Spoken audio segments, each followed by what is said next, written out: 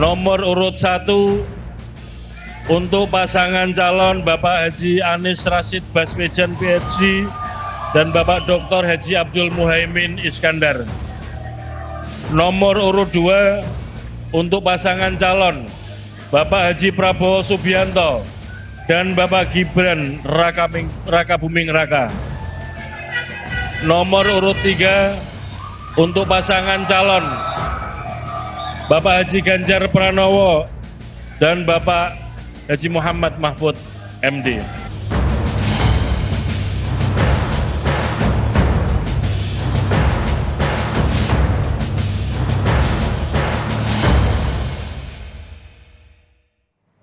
Tiga pasangan calon presiden dan calon wakil presiden kini siap berlaga dalam pertarungan Pilpres 2024. Setelah melalui serangkaian proses verifikasi, Anies Baswedan, Muhaimin Iskandar, Prabowo Subianto, Gibran Raka Buming Raka, dan Ganjar Pranowo Mahfud MD kini telah mendapatkan nomor urut.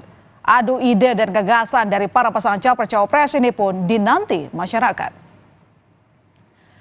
Dan saudara, dipimpin oleh Ketua KPU Hashim Asyari, pengundian nomor urut calon presiden dan calon wakil presiden 2024 digelar pada Selasa malam di kantor KPU Jakarta. Hasilnya, pasangan Anies Baswedan Muhaimin Iskandar mendapat nomor urut 1, pasangan Prabowo Subianto Gibran Raka Buming Raka mendapat nomor urut 2, sementara pasangan Ganjar Pranowo Mahfud MD mendapat nomor urut 3. Nomor urut yang sudah dikantongi pasangan capres-cawapres ini akan digunakan selama masa kampanye, mulai dari 28 November 2023 hingga hari pencoblosan pemungutan suara pada 14 Februari 2024. Ya, saat momen pengundian nomor urut di KPU, pasangan capres-cawapres Anies Baswedan dan Muhaimin Iskandar mengenakan kemeja putih dengan tulisan Amin. Keduanya mengajak keluarga mereka. Anies Muhaimin kemudian menyatakan bersyukur mendapatkan nomor urut 1 dan berharap Pilpres bisa berlangsung dengan penuh kejujuran, keterbukaan, serta sportif. Caimin bahkan mengibaratkan pemilu layaknya pertandingan sepak bola. Sementara itu, pasangan capres-cawapres Prabowo Subianto Gibran Raka Buming Raka datang bersama tim kampanye nasional Prabowo Gibran dan sejumlah ketua parpol pengusung. Keduanya mengenakan kemeja berwarna biru muda. Dalam sambutannya, usai pengundian nomor urut, Prabowo Gibran yang mendapatkan nomor urut 2 menyampaikan harapannya agar seluruh tahapan pemilu dapat berjalan dengan baik. Prabowo juga bersyukur Indonesia masih bisa menggelar pemilu dengan optimal di tiap periodenya meskipun disertai banyak tantangan.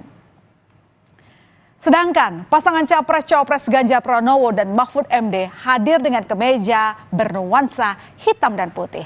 Dengan didampingi para ketua umum, partai pengusung, serta relawan, Ganjar Mahfud mendapat nomor urut 3 yang dimaknai sesuai sila ketiga Pancasila, Persatuan Indonesia.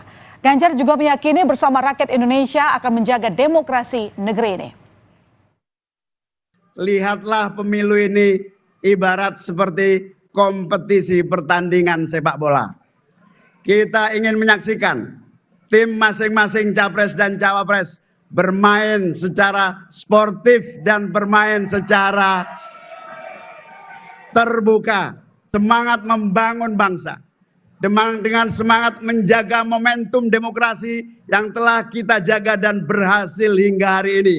Kita tidak ingin demokrasi mundur ke belakang dan tanpa arah yang jelas. Amin. Kita percaya dan yakin KPU akan melaksanakan semua proses pemilihan umum dengan sebaik-baiknya, dengan sejujur-jujurnya, dengan seadil-adilnya, tanpa kecurangan apapun.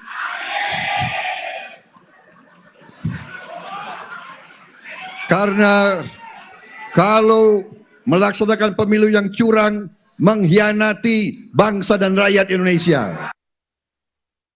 Yang sangat saya hormati, itulah kegembiraan yang seharusnya kita dapatkan. Tapi beberapa hari ini kita sedang disuguhkan untuk menonton drakor yang sangat menarik. Rasanya demokrasi harus kita pastikan bahwa demokrasi bisa baik meskipun sekarang belum baik-baik saja. Kita harus sampaikan itu. Saya tenang kok. Dan kami ini tenang semuanya. Karena kami sangat yakin ada rakyat Indonesia bersama kami untuk menjaga demokrasi di negeri ini. Ya, kecurangan pemilu menjadi salah satu poin yang menjadi sorotan ketiga pasangan capres-cawapres dalam sebutannya usai pengundian nomor urut di KPU. Termasuk juga Ketua Umum PDIP Megawati Soekarno Putri. Beberapa waktu lalu, Saudara, Ketua Umum PDIP Megawati Soekarno Putri menyuarakan soal kekhawatirannya akan kecurangan pemilu. Masyarakat pun diajak mengawal jalannya proses pemilu. Sementara Cawapres Gibran Rakabuming Raka menyatakan masyarakat bisa melapor ke Badan Pengawas Pemilu jika ada kecurangan terkait pemilu. Yang jujur, adil, langsung, umum, bebas, dan rahasia harus dijalankan tanpa ada kecuali. Rakyat jangan diintimidasi seperti dulu lagi. Jangan biarkan kecurangan pemilu yang akhir ini terlihat sudah mulai akan terjadi lagi. Gunakan hak pilihmu dengan tuntunan nurani. Kemarin dari kebakaran sempat khawatir kecurangan di pemilu 2024. Ya dilaporkan aja misalnya ke Bawaslu atau apa misalnya ke kecurangan atau apapun itulah ya. Coba aku dibilang itu terus saya. Saudara, untuk pelaksanaan pesta demokrasi yang jujur dan adil, seluruh pihak diharapkan berpartisipasi, saling menjaga. Menko Polhukam Mahfud MD mengingatkan agar semua proses pemilu nanti bisa berjalan dengan damai dan tanpa tekanan. Masyarakat juga diminta tetap waspada dengan adanya hoax. Mahfud MD pun menyatakan telah mendapat laporan dugaan kecurangan dalam tahapan pemilu. Namun ia juga menekankan bahwa hal tersebut bisa benar, tetapi bisa juga merupakan manipulasi. Saya mengingatkan sekali lagi, sekaligus mengajak kita semua untuk melaksanakan pemilu dengan penuh kejujuran, berdasar prinsip demokrasi yang berkeadaban. Tidak boleh ada kecurangan. Netralitas aparatur negara, khususnya Polri, TNI, dan aparat sipil negara telah diatur kewajibannya di dalam undang-undang, yaitu Undang-Undang Nomor 7 Tahun 2017 tentang Pemilihan Umum.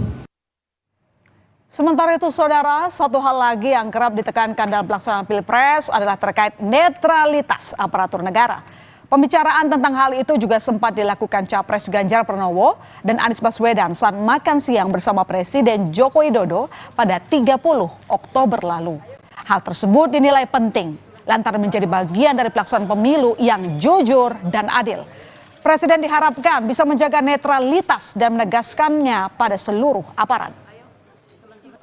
Terlibatan dari masyarakat sipil untuk terlibat dalam proses pemantauan pemilu. Sehingga kemudian bahwa itu tidak hanya diucapkan melalui pernyataan-pernyataan saja, tapi bahwa kepastian hukum dan kemudian terjaminnya hak-hak politik dan hak sipil dari masyarakat untuk terlibat dalam pemantauan dan kontrol terhadap Pilpres ataupun Pileg itu menjadi suatu hal yang sangat-sangat penting. Dan Saudara, seperti yang sudah saya sampaikan di awal, pertarungan Pilpres sudah dimulai. Saatnya para capres dan cawapres memikat para calon pemilihnya. Ada yang menjanjikan swasembada beras dalam 3 tahun, ada pula yang berkomitmen mengentaskan kemiskinan melalui peningkatan kualitas pendidikan, hingga janji mempermudah syarat kredit pemilikan rumah bagi pekerja formal dan independen. Semoga saja segala janji-janji kampanye tersebut tak hanya bisa mendulang suara, namun harapannya tentu benar-benar bisa diwujudkan. Usai mendapatkan nomor urut, pasangan capres-cawapres akan mengikuti deklarasi pemilu damai pada 27 November mendatang yang diselenggarakan oleh Komisi Pemilihan Umum. Deklarasi dilakukan sebelum memasuki masa kampanye. Dan tentunya damai diharapkan tak hanya sekedar menjadi slogan, namun benar-benar diwujudkan dengan kerjasama dari semua unsur yang terlibat. Usai jeda di berita utama ada sorotan informasi seorang polisi nyaris kehilangan nyawa lantaran ditabrak mobil pencuri di Lampung. Selengkapnya kami segera kembali.